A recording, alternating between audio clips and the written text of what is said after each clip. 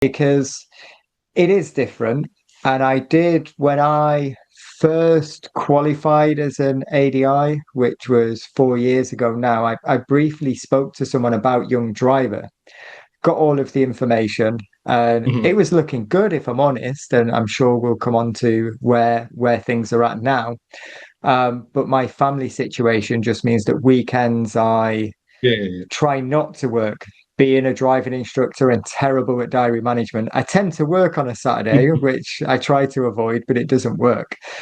So this kind of leads me to my next question then is how do ADIs fit into this? Are they employed? Do they do it on an ad hoc basis? How would it work if I was to approach you now to come and work with you guys?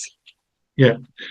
All ADIs and PDIs that we take on that work for us are all they're all a self-employed, if you like, basis, and so on. And but I guess the key message would be that it is as flexible or as you want it to be, and it is very much, and you'll get invited to different events, and you can decline or accept the invite. It's entirely up to you.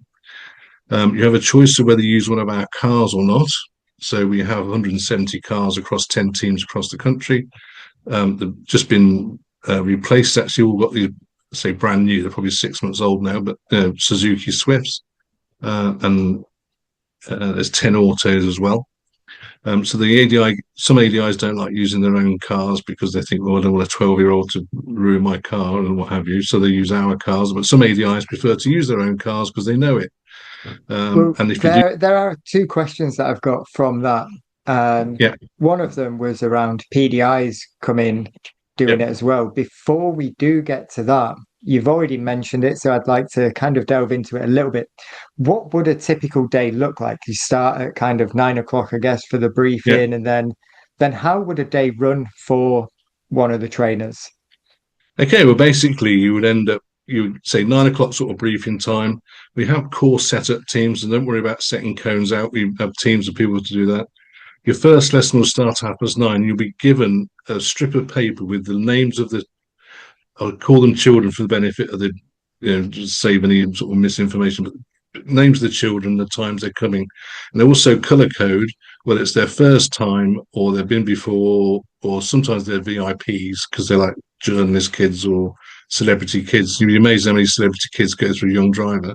People, it's their first time. They're trying to engineer it slightly that you won't be just getting people that have never driven before and haven't a clue what they're doing. So the first few lessons, they sort of try and sway it so that sort of you don't, you're not in at a deep end, if you like. Um, and then you say and then you get sort of break. I mean, so you probably do an hour of actual teaching, and then get a lunch break, and then you can sort of feedback or have a chat with anybody else that you want to about is it going right and so on.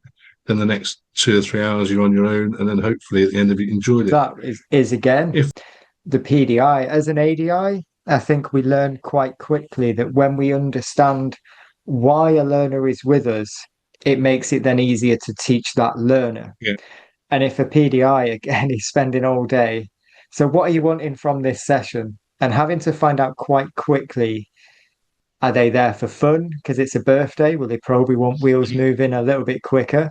Oh, this is my sixth session and I want to be in a good place to drive when I'm 17. Okay, so now mm, we're on skills rather than I'm going to set yeah, the car off and you're going to drive. So it's finding that need straight away, finding out the mm, why, and tailoring the next 30 minutes for that person to get the best out of it. yeah, yeah. And I think that becomes, I think, almost instinctive. To be fair, once you've done a few lessons, it's like I mean, even the way the kid comes to the car is almost the body language is, gives it. If they skip to the car, they're not too worried about passing the test next week, are they? Sort of